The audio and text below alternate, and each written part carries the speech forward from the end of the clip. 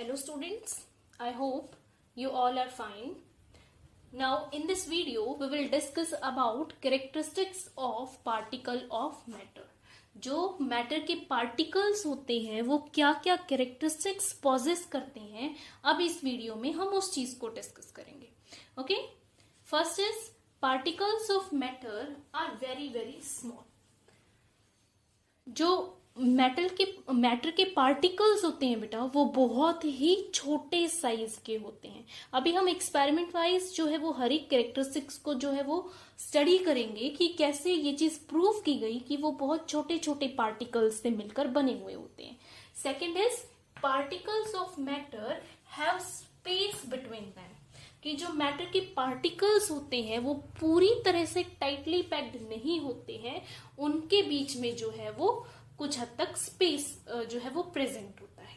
Next is particles of matter are constantly moving, कि जो matter के पार्टिकल्स होते हैं वो लगातार जो है वो मूव करते रहते हैं.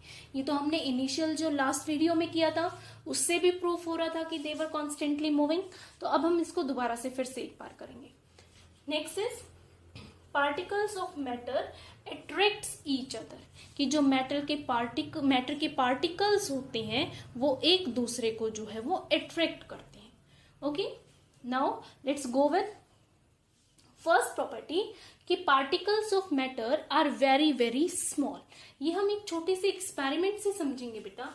हमने क्या किया, एक बीकर लिया, बीकर के अंदर हमने 100 ml कंसंट्रेटेड पोटेशियम परमैंगनेट का सॉल्यूशन बना लिया.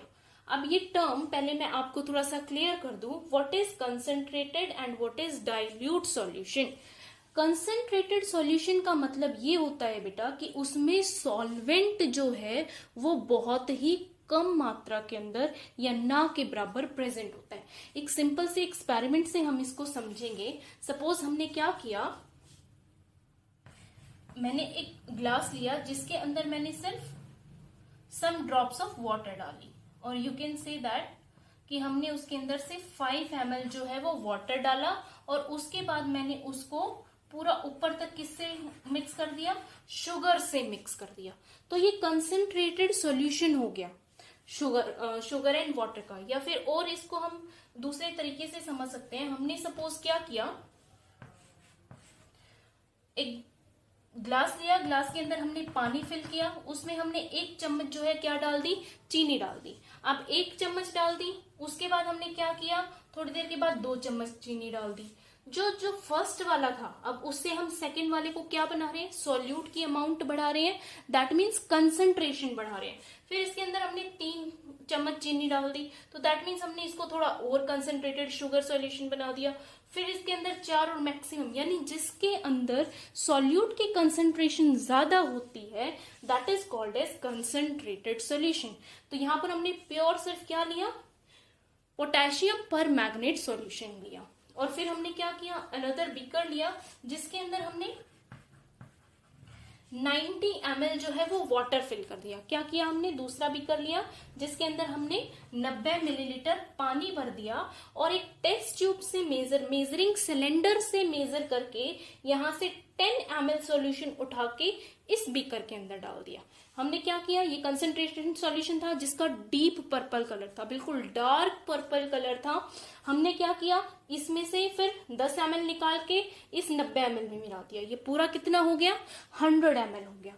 तो हम क्या देखेंगे बेटा कि जो यहाँ पर इसके अंदर फिर से कैसा कलर आ गया, पर्पल कलर आ गया. भले ही वो पर्पल कलर इतना डार्क नहीं था जितना कंसंट्रेटेड का था, दैट मीन्स अब उसको हम डाइल्यूट करते जा रहे हैं, उसमें सॉल्वेंट यानी वाटर की कंसंट्रेशन को बढ़ाते जा रहे हैं.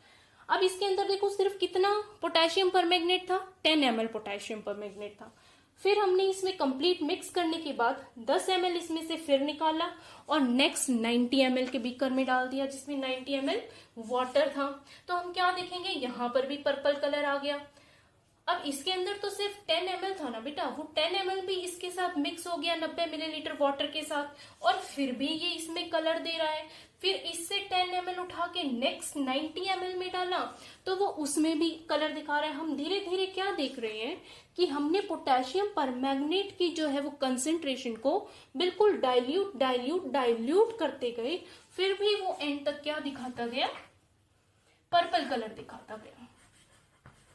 तो दैट मीन्स कि छोटी सी कंसंट्रेशन के अंदर भी, यानी छोटी सी अमाउंट के अंदर भी, सॉरी, उसके पार्टिकल्स जो है वो अभी भी रिजाइड कर रहे थे। तो दैट मीन्स कि उसका जो पार्टिकल साइज है वो बहुत छोटा होता है और बहुत कम अमाउंट के अंदर भी वो ज्यादा नंबर ऑफ पार्टिकल्स जो है वो प्रेजेंट होते हैं।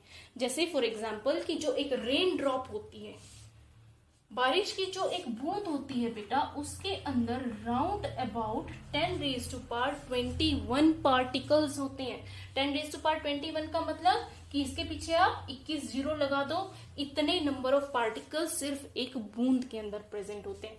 तो आप अंदाजा लगा सकते हैं कि उन पार्टिकल्स का साइज बहुत बहुत ज्यादा कैसा होता है, स्मॉल साइज होता है। तो this was our first characteristics of matter, that is particles of matters are very very small. Now second property is particles of matter have space between them, कि जो मैटर के पार्टिकल्स होते हैं उनके बीच में स्पेस प्रेजेंट होता है। तो इसको भी हम एक छोटे से एक्सपेरिमेंट से देखेंगे। अभी ये जो एक्सपेरिमेंट है बेटा रिलेटेड टू सेकेंड प्रॉपर्टी, इसको आप जो है घर पर भी बहुत इजीली कर सकती हो। Very interesting it is. शायद आज तक हम सब करते आए हैं अपने घरों में, गर्मियों में तो स्पेशली जब हम नींबू पानी बनाते हैं, लेकिन हमने किसी ने ऑब्जर्व शायद नहीं किया होगा। ओके, तो हमने क्या करना है, we will take a beaker. एक बीकर लेना है, उसमें आप वाटर भर दो, और वाटर भरने के बाद जहां तक जिस लेवल तक आपने उस बीकर के अंदर पानी भरा है उस लेवल को आप मार्क कर दो। उसको मार्कर से आप मार्क कर दो या कोई चिट वहां लगा दो कि इतना जो लेवल है वो पानी का है। उसके बाद आपने क्या करना है, इस बीकर के अंदर शुगर ऐड करनी है। It is up to you, आप 2 स्पून शुगर ऐड करते हैं या 3 स्पून ऐड करते हैं। सपोज हमने 2 स्पून ऑफ शुगर इसके अंदर ऐड कर दी और उसको स्टिर करना है। स्टिर मीन्स उसको डिसॉल्व करना है, हिला के, स्पून के साथ कर सकते हैं। उसके बाद हम क्या देखेंगे, जब वो शुगर पूरी तरह से उसमें मिक्स हो जाएगी तो भी जो पानी का लेवल था बेटा, वो पानी का लेवल ऊपर नहीं बढ़ेगा, वो पानी का लेवल उसी मार्क तक रहेगा। तो इसका क्या मतलब हुआ, पहले तो सिर्फ इसमें वाटर के पार्टिकल्स थे, उसके बाद शुगर के पार्टिकल्स भी ऐड हमने कर दिए, तो वैसे तो पार्टिकल्स बढ़ गए ना, ये लेवल बढ़ना चाहिए था, लेकिन ये लेवल इंक्रीज नहीं हुआ, पानी अभी भी मार्क तक है। तो दैट मीन्स व्हाट, इसका मतलब ये है बेटा, कहाँ गई वो शुगर के पार्टिकल्स, जो वाटर के पार्टिकल्स थे बेटा, वो वाटर के पार्टिकल्स क्लोजली पैक्ड नहीं थे, और शुगर के पार्टिकल्स ने क्या किया, उनके बीच में जो है वो स्पेस को ऑक्यूपाई कर लिया। क्लियर है कि जो शुगर पार्टिकल्स थे वो कहाँ चले गए, they get into the space between the particles of water. That's why the level of water didn't increase. I think it is clear to you. तो इससे क्या प्रूफ होता है कि जो मैटर के पार्टिकल्स होते हैं उनके बीच में स्पेस जो है वो प्रेजेंट होता है। Okay, then next property is particles of matter are constantly moving, कि जो पार्टिकल्स ऑफ मैटर हैं वो कॉन्स्टेंटली मूव करते हैं। ये हम पहले भी कर चुके हैं बेटा, इसमें आप डिफ्यूजन के और भी एग्जांपल्स दे सकते हैं। फॉर एग्जांपल, हमने रूम में कहीं अगरबत्ती लगाई है तो उसका जो है वो सारे रूम में जो है वो खुशबू हो जाती है, पूरे घर में इवन खुशबू हो जाती है। सपोज हमने सेंट या परफ्यूम स्प्रे किया है तो उसकी भी खुशबू पूरे घर में, पूरे रूम में हो जाती है। तो वो क्यों हो जाती है, क्योंकि वो पार्टिकल्स अपनी हायर कंसेंट्रेशन से लोअर कंसेंट्रेशन की तरफ मूव करते हैं, and that process is called as diffusion. Okay, then particles of matter attract each other. So to prove this fourth property that is particles of matter attract each other, इसके लिए हम जो है वो सिंपल एक्सपेरिमेंट्स ले सकते हैं बेटा।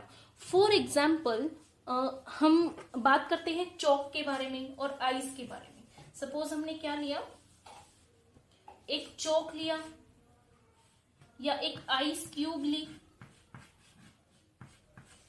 तो जब हम हैमर से इसके ऊपर क्या करेंगे, प्रेशर लगाएंगे, हथौड़ा मारेंगे, तो ये क्या हो जाएगा, ब्रेक हो जाएगा, बहुत ही इजीली ब्रेक हो जाएगा। आइस जो है, आइस के टुकड़े को तोड़ने की कोशिश करेंगे तो वो इतनी इजीली ब्रेक नहीं होगा जितनी इजीली कि चॉक ब्रेक हो गया। अगर हम एक आयरन नेल लेते हैं, सपोज अगर हम आयरन नेल लेते हैं, तो अगर उसके ऊपर हम फोर्स लगाते हैं तो उसको तो इवन हम ब्रेक भी नहीं कर पाएंगे हैमर के साथ। तो ऐसा क्यों? ऐसा इसलिए बेटा क्योंकि इनके बीच में सर्टेन फोर्सेस ऑफ अट्रैक्शन है, तभी हमें इनको तोड़ने में जो है वो फोर्स लगानी पड़ रही है। And that force of attraction between the particles of matter is called as cohesion. उसको हम क्या बोलते हैं, सिंपली कोहेशन। और दूसरा एग्जाम्पल ले सकते हैं। फॉर एग्जाम्पल हम हवा में जो है वो अपना हाथ घुमा रहे हैं, हम इजिली घुमा सकते हैं। पानी के अंदर घुमा रहे हैं तो हमें थोड़ी सी फोर्स लगानी पड़ेगी। लेकिन अगर हम एक वुड के टुकड़े के अंदर से अपना हाथ हिलाना चाहें तो क्या हम हिला सकते हैं? नहीं हिला सकते बेटा, क्योंकि जो सॉलिड्स होते हैं, सॉलिड्स की फोर्सेस ऑफ अट्रैक्शन कंपैरेटिवली ज्यादा होती है, और जो गैसेस होती है, गैसेस की सबसे वीकेस्ट होती हैं। इसलिए हम फोर्स लगा के गैसेस की कोहेशन को तो ब्रेक कर पाते हैं, लेकिन जो सॉलिड्स होते हैं, सॉलिड्स की फोर्स ऑफ अट्रैक्शन को हम ब्रेक नहीं कर पाते हैं। Okay, so this was all about characteristics of particles of matter. Further we will discuss in next video.